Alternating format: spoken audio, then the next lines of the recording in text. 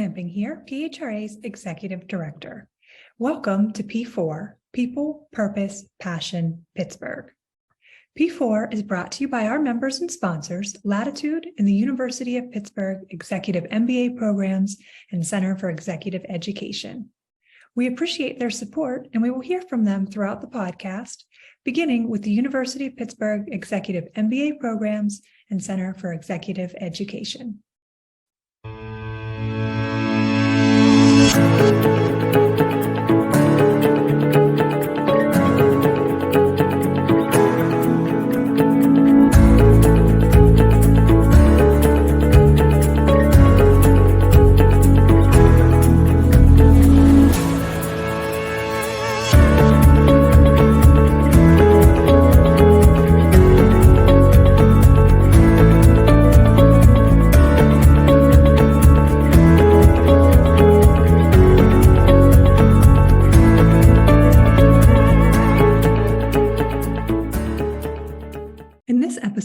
Richard Citrin provides valuable career advice and his thoughts on HR trends, assessment tools, diversity and inclusion, equity, and belonging.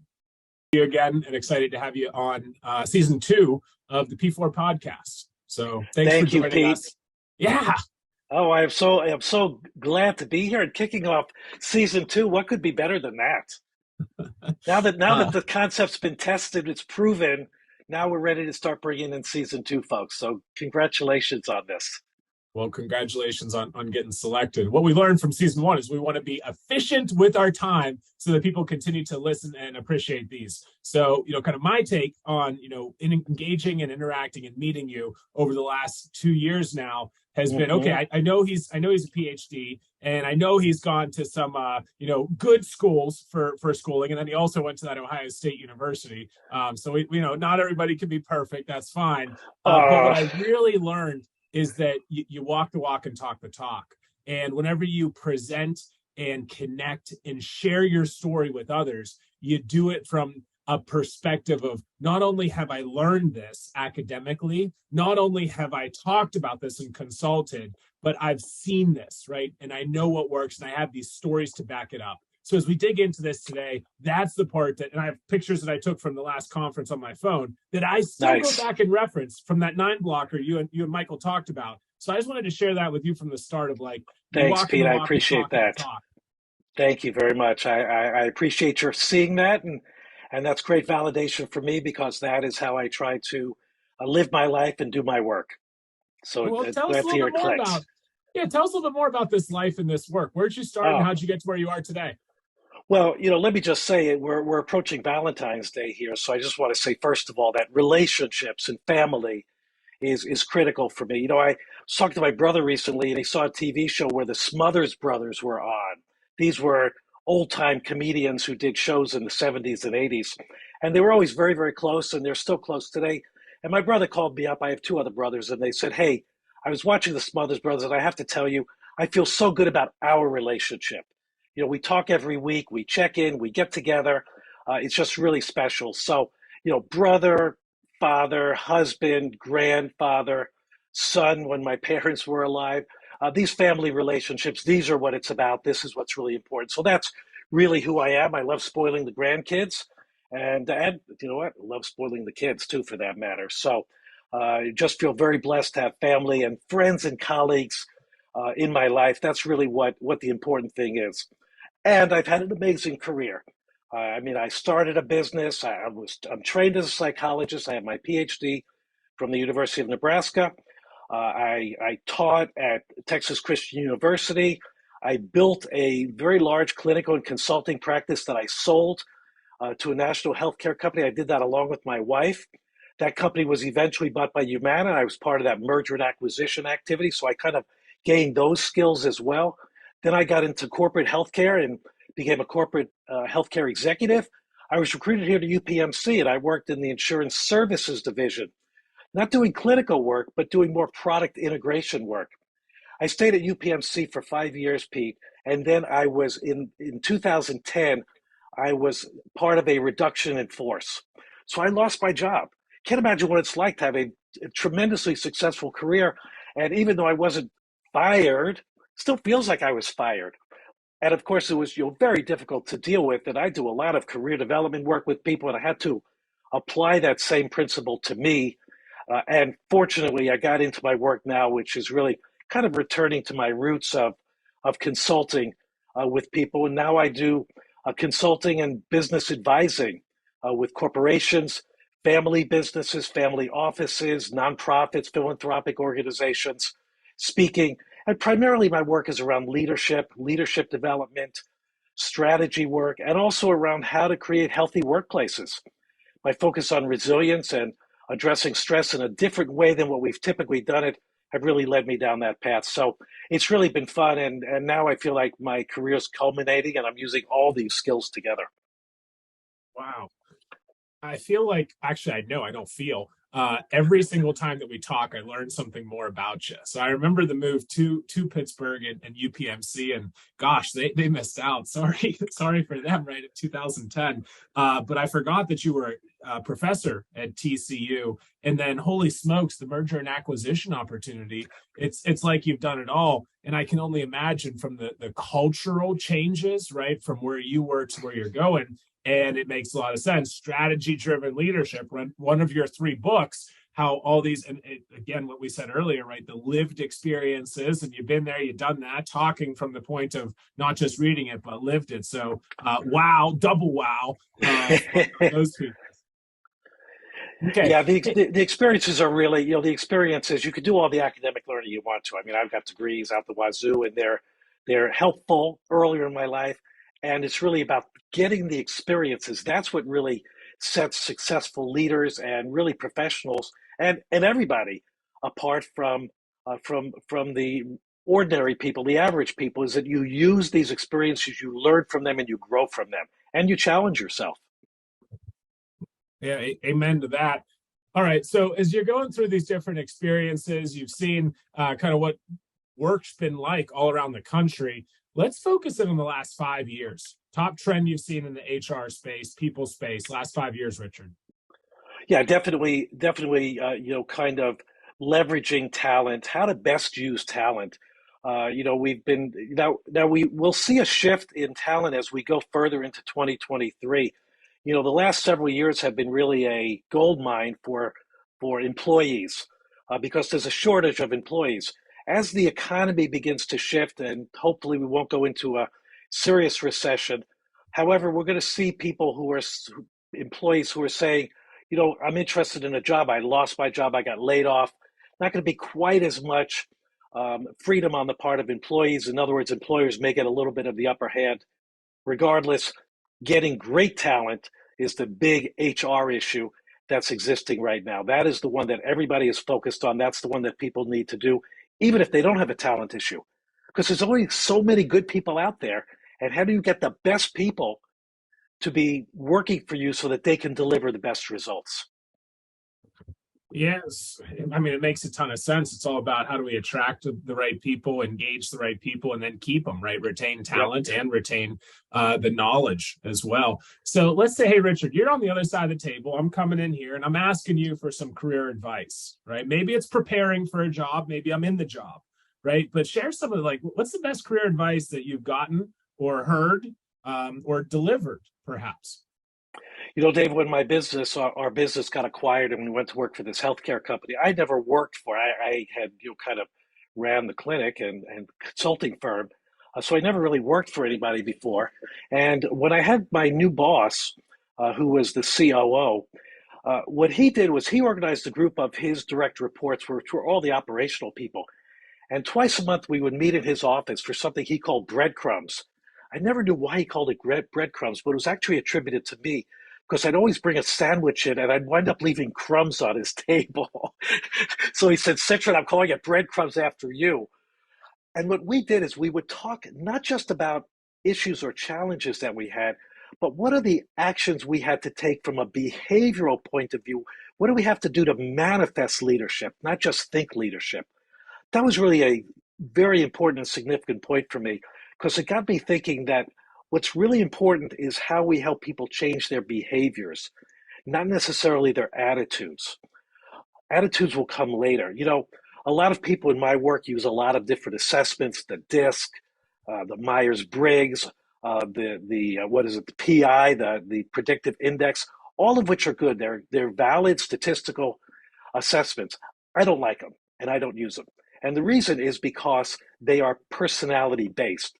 And I don't want people thinking personalities in the workplace. It's informative, it's descriptive. But Pete, if I were to tell you that you're a domineering, controlling leader, what do you do to change that? How do you change that? But if instead I were to say to you, listen, Pete, when you're talking to your team members, one of the things to do is to engage with them and get a little more information from them about what their thinking is. You can still tell them what the decision is, but if you give them a little more opportunity to share their viewpoints, you'll get more information and they'll feel more engaged. That's behavior. I don't have to say, Pete, you're a controlling guy, because those are personalities that are hard to change, and instead behaviors are what we're going to be looking at. So I think that was the best single career advice that I had, and I wish I had it earlier in my leadership career, to understand that the behaviors of leadership, the behaviors of collaboration, the behaviors of conflict management are what are really important to drive successful careers for people. All right, well, we're going to take a tangent and dig a little bit deeper there because I'm hooked right now. So on the topic of behaviors, where can each of us start to look? Because I'm with you. I've taken the DISC, the PI, Emergenetics, about a half dozen, different, and I love that stuff, right? It's so interesting to learn about me for me, and it's reporting on what I'm doing. Now you talk about behaviors, and I'm guessing, right, psychologically, there's a little bit of motivation that goes into this. Sure. Where do we get started? Well, from an assessment point of view, the assessment that I do use is Strength Finders, which is a Gallup assessment. Strength Finders is actually, among all these different assessments, by far, by a factor of 5, the most widely used business assessment. There's 30 million Strength Finder assessments that have been done over the past 25 years. Nothing comes close to that. And so what I like about Strength Finders is, first of all, it focuses on what we do well rather than what we do poorly, number one. Number two, it helps us identify the areas where we use those strengths to help mitigate a weakness of one kind or another. And three, it helps us to see where we can complementary work with others who may have skills that we don't do. And because the Strength Finder behaviors are things like influencing or achiever, harmony, positivity, achiever, positive. We could think of those, and Gallup, in fact, defines them as behaviors. So you can say that responsibility means that you take psychological ownership of something. So you're the one that says to the team, "I'm putting together the agenda." That's somebody who demonstrates responsibility. The achiever is the guy who's going to work until 8 o'clock tonight to get something done, or maybe just work till 5 o'clock because she is very efficient and she achieves her goals that quickly. So behaviors is a good way. And then a lot of HR organizations, Pete, use competency models and competency approaches. And there's different ones that are out there. Korn Ferry probably has the largest, most well-known one. And these competencies that are built into organizations, and really typically through HR, are powerful mechanisms for helping people develop. Unfortunately, they're often used for performance, and so that means they just get reviewed once a year or twice a year, as opposed to being reviewed twice a month in terms of what people are looking at. Because if you think about some of these behaviors that people want to develop and improve on, they don't take a year to develop. So if you want to work on collaboration, for example, which is a competency in the Korn Ferry model, or building an effective team, that doesn't take a year to do. In 3 months, you should start to see your team being a little more effective, fewer conflicts, more collaboration, more meetings that are positive, better outcomes and results, getting stuff done. Those are outcomes from people that are collaborating more effectively, people smiling more when they come out of meetings that run 10 minutes instead of 50 minutes. All things that are demonstrating the behaviors are different without having to say to somebody, if you just change your personality, it'd be a lot better to work on this, because people get defensive when they hear that. Yeah, I sure would. Hey, I got a couple of quick fire follow-on questions to Strengths Yep. Finders. How often should we take that test? You know, it is fairly stable over time, and because you can develop a strength, you can improve it. You know, I'd say 3 to 5 years is sufficient to retake it. What about in a new role? If I go into a new job in between those 3 to 5 years, take it then or wait the 3 to 5? Yeah, what you want to do is you want to speak to your manager and ask her if she uses strength finders with the team and have the whole team take it. So then we learn how the team operates as a group, and you can use that as a mechanism for building team effectiveness. Very simple tool, very easy to help people see that. And you give people a report. You know, when I work with people, I give them a report on their individual results and I meet with them. And then I give a team result and I talk about, and this is where strategy driven comes into play. How can our strengths help us achieve our business mission, our business goals, our business objectives? That's the other piece that happens with personality assessments and all assessments is we think about them just for how are they going to help Pete? The real question isn't how is it going to help Pete? That's a fair question. The real question is how is it going to help Pete to grow Lattice? How is it going to help Pete and his team to grow the business that they're involved with? How is it going to help Liz and her team to make PHRA more effective? That's the question you want to be asking from the assessment. Wow. Uh, you give me a lot of things to think about, and I do have strategy-driven leadership over here. So thank you again. Thank you for the copy of it. Yeah, and I want to okay. acknowledge my co-author Michael Couch. Michael and I have been working, independently but together for 10 years. It's a great partnership, and I love that dude. He's great. He is. Hey, double that. I'd say I like him a lot. I don't know if he'd be okay with me saying that I love him just yet. On knowing that we dig into the strengths a little bit, I did pull up my, top 10, and the top 5 actually are achiever, positivity, competition, activator, and arranger. And whenever I took this 3 years ago, kind of whenever I was kind of full-time corporate America versus, entrepreneur with latitude, right? Rebranded from Lattice to Latitude. There's 3 that are still the same. So the top 5 has 3 overlaps. So whenever you shared that, I was like, yeah. And then the top 10 were still the same, exactly the top. So I wanted to kind of say like, very interesting. And I love the idea of, using it for our full team and kind of, it's another way to invest in our people, right? The age of employee choices here. How else can we do that? So very, very cool tip.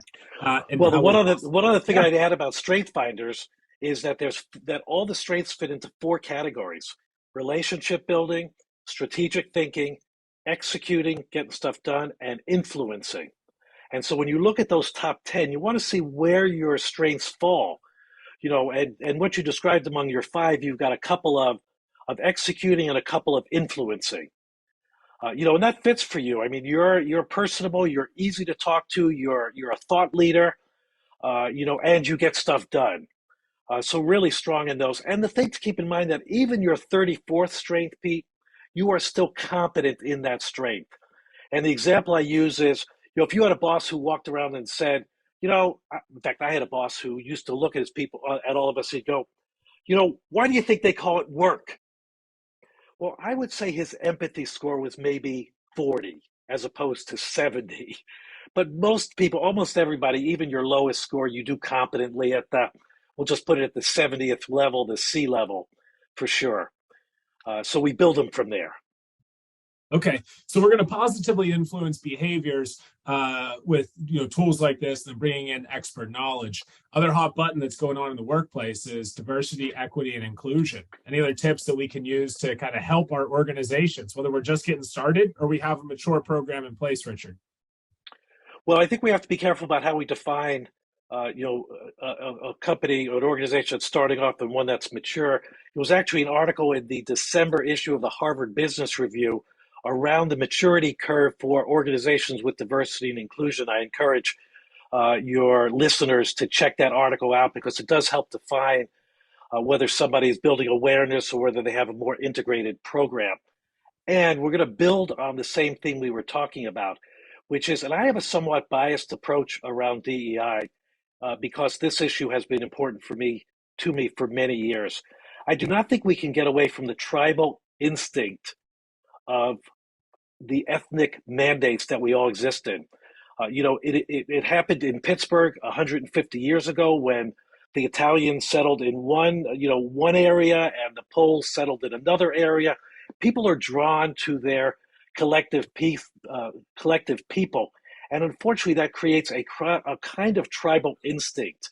I prefer community, and I think we're working to community, and I think we have to look at and kind of honor the tribal nature of how people come together, which means that we have conscious and unconscious biases. And I find it for myself to kind of recognize and again honor that and not try to fight it. To that end, what I'd like to suggest is that we not try to change people's minds and hearts about this. Instead, we focus on the behaviors. And when you look at people who get in trouble for inappropriate actions and behaviors, whether it's around inappropriate racial comments to make or anti-Semitism or gender statements, it's always about the behavior that they get tagged on. Nobody says, that person was thinking horrible thoughts. We don't know what that person is thinking.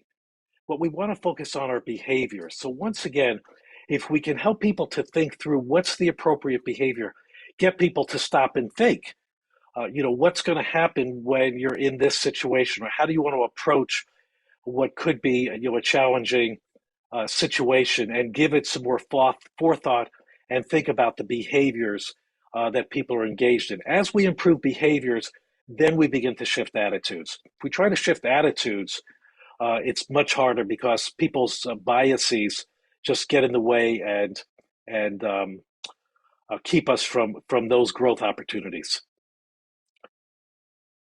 Going back to behaviors, I Yeah. love it. I can see where the the expertise truly lies, and you're very intelligent. I don't know what the IQ is, but we kind of balance the IQ and the EQ, right? So Right. we think about this, and there's a lot of different advice that you've given over the years that you've received. But whenever we think about emotional intelligence, right? Super huge piece of anything that we do in the workplace, especially in our HR lives, right? Big part of the audience on P4. But tell us about a person that has a really high EQ and maybe an example of, whenever they put it into practice. Well, this is not something you would know, but my friend Cynthia, the listeners won't know about my friend Cynthia Whitten-Henry. She has one of the highest emotional intelligences that I've ever met. And the reason is that I have a little bit of a bias about emotional intelligence as well. Cynthia is a dancer and a minister, and artists in general have higher EQ because they are more in touch with their body. So EQ, emotions, I have always believed, reside in the body. So we use expressions like, my heart aches, or my stomach's churning, or he's a pain in the ass. we use these expressions that actually manifest these physical descriptions. We run them up to our head, and our brain says, oh, that anxiety, that feeling in your chest, that's anxiety. And the feeling in your stomach is regret. And the feeling in your butt is anger. And so we label it at that point. And so people who are more in touch with their bodies and understand the messages their bodies are saying are higher at EQ. Now, everybody has that capacity. And you hear people in business say, I got a gut feeling about that, Pete. I think that's going to be a good move. Now, are we going to be data driven or are we going to be feeling driven? Most of these people would say, I'll never make a feeling based decision. And they do, because they have that feeling in that gut. People with good emotional intelligence say that's what that feeling means. It means that the risk is worth the potential reward we have. And that's why I think the opportunity for people to strengthen their emotional intelligence is to really do more work around mindfulness, meditation, learning about your body, doing flexibility and strengthening exercises as opposed to just cardio exercises, just kind of paying attention to what the messages from our body are saying to us. The interesting thing about people with EQ too is one of the real challenges about it is that they often know what is happening before it happens because they're so attuned to the environment. And this is part of what it is with Cynthia. She ran a nonprofit for 30 years and recently came to the conclusion that it was time for her to move on and to bring on a younger generation of people to lead it. And so she was intentional and purposeful in recruiting over the past 6 or 7 or 8 years this next generation of leaders.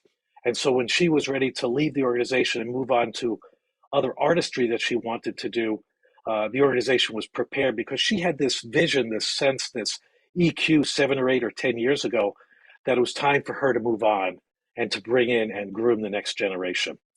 I think people who have that recognition and awareness early in the career is better. Any time in the career is good, and some people are just better at it out of the box than others, and it can be developed and improved. Wow. All right. So shout out to Cynthia. Richard, I Yeah, wonder what they're saying whenever we say break a leg, huh? right, exactly. Putting that piece into it. All right. So now we're going to ask two kind of quick fire questions as we start to wrap things up here. Yep. I know you're a reader. You're always recommending some books to me. What are you reading? What do you recommend? And if you have a couple of options, I'll let a couple fly today for you. Okay, well, of course, strategy-driven leadership and the resilience advantage. My book on resilience is certainly good. I'm reading a couple of mindfulness and meditation books. My meditation is Tara Brach, and you can find her online. And so this is a meditation book, and also Pima Chodron also is a wonderful author. Again, a Zen master, a teacher. I find these to be very, settling and thought provoking. Really allow me to do my mindfulness, which I try to do every day. I do every day to help build and strengthen that muscle. I like reading poetry, so I brought a couple of books, Mary Oliver's book and Maya Angelou's book. And the key to poetry is not to read it, but to say it. People read poetry. I think that's a mistake. I think what you want to do is say, you want to recite the poem. It gives you the pace and really makes the words come alive. So less is more in poetry. I love historical fiction. I've really been into Eric Larson the last several years. This is a book about Winston Churchill and the bombing of London during World War II. Just an amazing, splendid are the Brits, vile are the Nazis, understandably. So great book. And Larson has written other books about the sinking of the Lusitania and some other historical fiction I love, although it's not really historical, but not really fiction, but it is historical.